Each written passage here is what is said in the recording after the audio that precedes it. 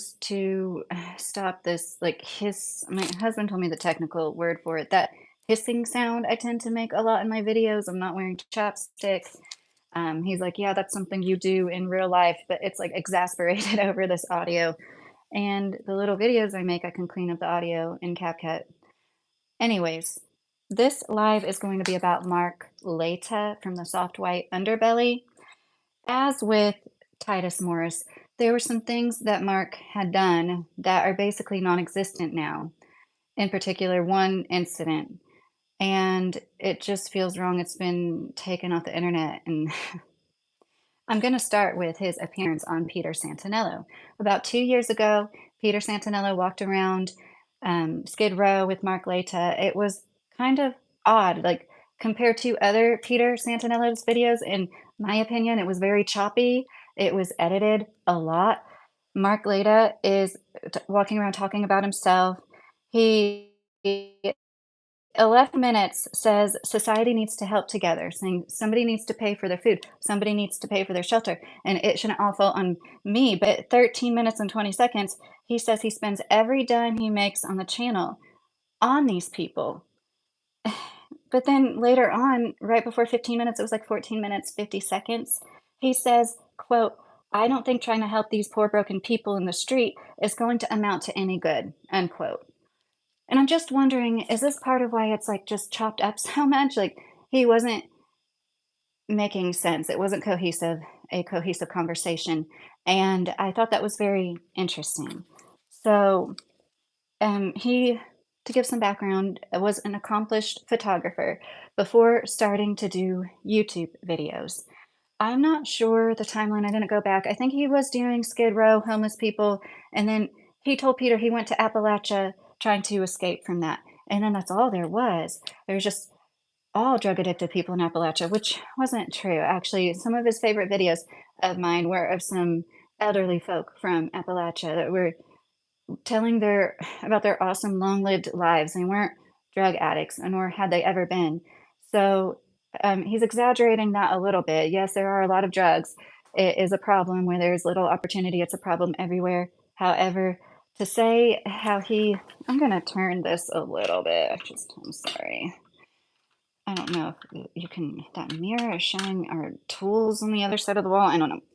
But so hello to anybody that's watching. I just saw somebody, oh, not to put you on the spot. I don't like it when people do that to me in small chats. But anyways, so it's not like he needed any popularity from Peter Santanello. When he appeared on Peter's channel, he was already quite popular. And he had already done a few kind of scandalous things too. But he gained a lot of popularity going to Appalachia and showcasing an inbred family, the Whitakers. And in my opinion, it was exploitative, as is most of his work. But that's just the bare minimum scratching the surface of what he does. That's like really wrong, is how he exploits these poor people. And he says it too with Peter Santanello. They're drug addicted, they have mental issues. And then a few minutes later, he's like, oh, look, she'll take a dump anywhere. She takes a dump right there. She takes a dump in front of people. Like talking about somebody like that, like giving her no dignity. When you yourself acknowledge there's a lot of mental illness, um, it's so wrong. And you read these comments, people are like, you're so amazing. And you're so great, Mark. Like, what does he do? Just to recap, on Peter Santanello's video he came out with 2 years ago where he was walking around Skid Row with Mark Laita.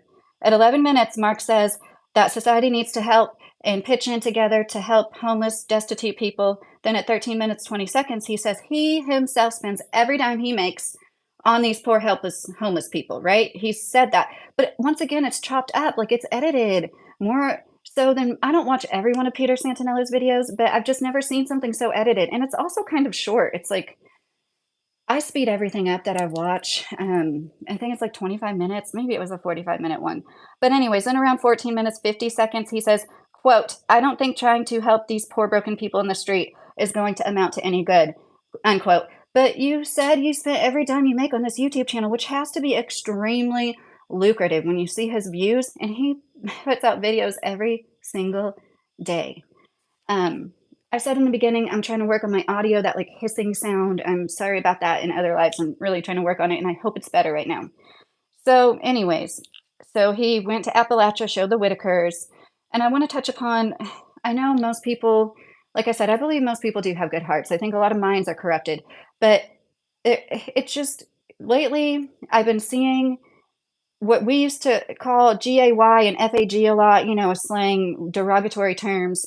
People say RETARD, and I don't know, there's just something about showcasing these people that have learning disabilities and everything. It's just so exploitative to me.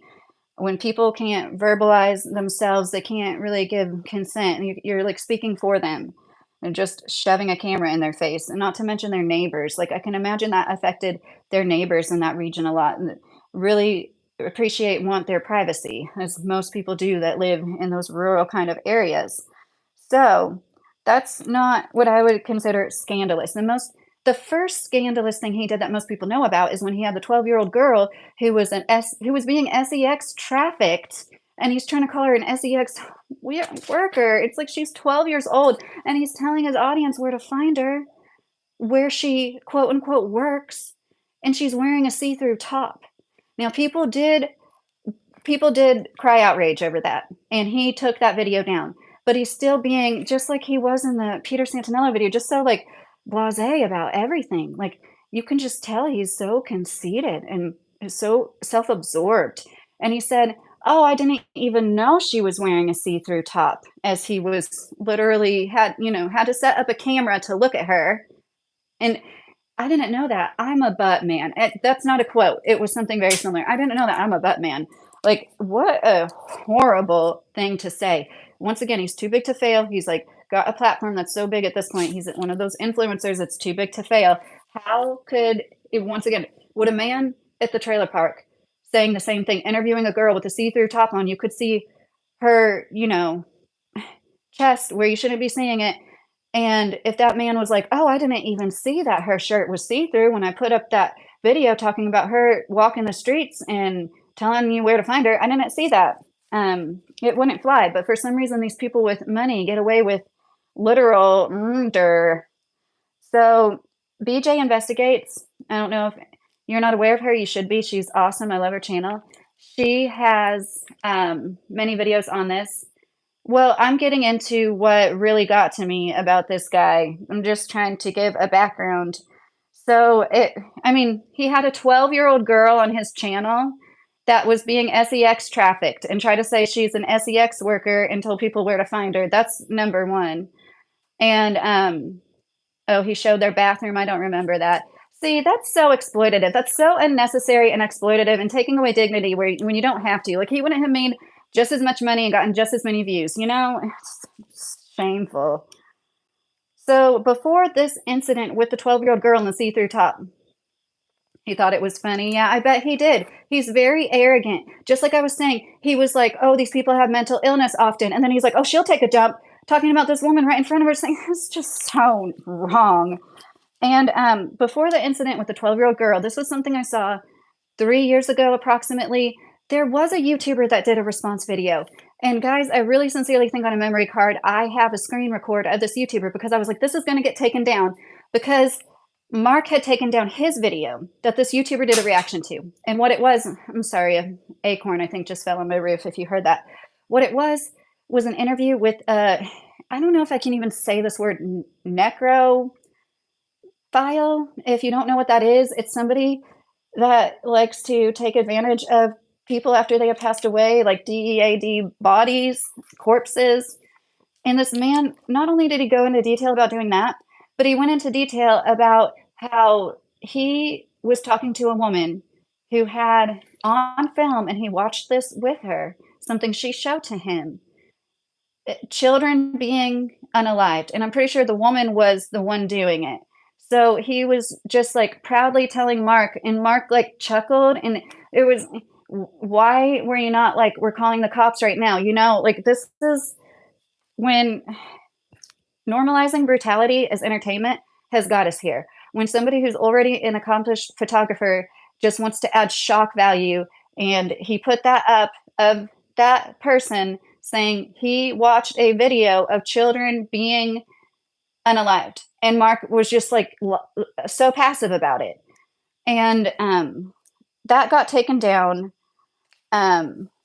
How much have you seen other other YouTubers channels get demonetized or videos of theirs getting taken down for way less worse than having a 12-year-old girl with a see-through top? Like, it's absolute insanity. He's just not compassionate at all. He has not one compassionate bone in his body, in my opinion. And when he was comparing Appalachia and the way that LA, he says it's just so unintelligent. Like, I want to make it'd be easy to make shorts of this. He literally goes from saying they do nothing for those people in Appalachia, they do nothing. But then he's like, LA is one of the richest cities. Like, that's why there's not as many services for people in the mountains that are drug addicted. Hello. It's just so we are the poorest part of the country here, and, for him to just say they're not helping, it's like, no, the whole country doesn't help Appalachia, they never have. They left most of or a lot of Appalachia behind, um, pulling the coal mines out from under them and a lot of their industry. So this is basically what I had to say about Mark Laita. Those incidents, he had a necrophile on his show. He laughed with him about watching a snuff film. Gosh, I hope I can say these words. So it just makes you think about these people with super large platforms or people with any kind of platform during a time like this where there's horrible things going on in our country. I don't feel right saying anything. I don't have enough followers to be like, let's fundraise together something, but I just wanted to acknowledge what's going on right now and how it's probably a lot of people's breaking point. What hopefully a lot of us already know, we can't trust the government, but this is really like sealing the deal for some people, and it's heartbreaking. It's heartbreaking what is going on to so many people, and it feels bad just like going to bed in a warm bed at night with running water. And I've been through one hurricane. It was nothing like that, but we did go without power and running water for a few weeks, and that was in Florida. And I live in a similar area. While it's not mountains and hollers, it's, ridges and valleys. And I know that there's just so much suffering going on. Like, I looked at Mark Laita's YouTube page. He's not written one community post, one community tab post. He doesn't care about anybody. He doesn't want to talk to anybody. He doesn't want to reach out to anybody. All that money he is making, he has like hundreds of thousands of views. He makes videos every single day because it's just other people telling their story and he is profiting off of it. It's almost like uh, what our world is right now, like how things are set up. It's like, here, labor, you give me what I need to make money, and then I'm going to make like more money than any one person should off your labor. And then look down on everybody about it. It just, in my opinion, somebody that looks at all of us is absolute peasants. And everybody that isn't helping, that could be helping, I've unsubscribed to a lot of people that are like still talking about what's going. I know that sounds so bad, but if you're going to say donate to this that's happening on the other side of the world, but you're not even going to bring up the fact that there's still people that need to be rescued, people standing in floodwater that haven't ate in a week, and who knows, I can't even really talk about it. So what goes in and around your body really matters. And people like this and their content, I think he's a freaking energy vampire. The way he walks around just taking from others. And he even says he had a friend that reminded him, remember when we saw a homeless person once and you said, get a job, under your breath? And he's like, yeah, I probably did say that. And I still think that about a lot of them. It it's just, once again, it's like all the greed and capitalism. I'm not I'm a fan of free market capitalism, but I believe we don't have that anymore since our government told which businesses could and couldn't stay open during you know what. It's not the same. And all these monopolies that have taken over, it's not the same. And he's just an example of the greed and what can happen when people pedestalize somebody and look up to them. What does he do? He literally turns a camera on and these people tell their stories. He's brave enough to go into certain regions or places that some people wouldn't. And I'm going to end it on this with Mark Laita. Why was he there in the first place? Sometimes I wonder, allegedly, in my head, like, what was he doing on Skid Row? You know what I mean? He seems like almost a little too comfortable in certain situations. And he seems like the kind of guy that takes a lot from people when he can, never considers what he's taking from them. But that's just all my opinion. I wanted to make a note of course, once again, he had an interview with a necrophile, and they both like laughed about the necrophile, chuckled. The necrophile saying he saw a film of kids getting unalived. And it's like this was on YouTube, monetized until so many people made such a stink. At first, he turned the comments off and then he took the video down. And I remember it had to have been about 3 years ago because I was sitting on the couch in my old house. That's what I remember. And then the next day, I was like, because I was thinking about touching upon it on this channel, and then I saw it was down, but I found this smaller YouTuber had done a reaction, and he had a lot of Mark's video in it, and I was like, "Oh, I'm surprised, this is still up. Hopefully, it stays up." But anyways, I hope everybody's doing well, and I think I am gonna go live again on another topic, um, but I'm gonna turn this one off right now. So hopefully you look out for that if you want to. Good night.